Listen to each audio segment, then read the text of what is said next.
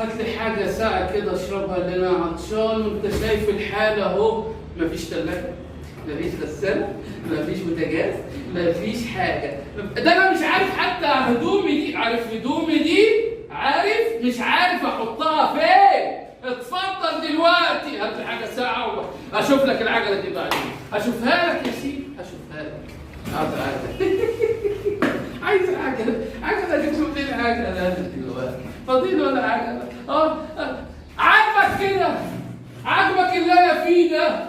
يعني طفل زي ده ايه ذنبه؟ وعدته ان انا اجيب له عجله، اجيبها له في اول الشهر، وفي الاخر برضه مش عارف احقق الوعد ده. عاجبك انت؟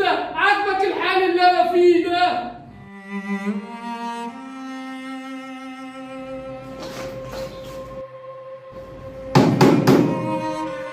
ومين دي كمان؟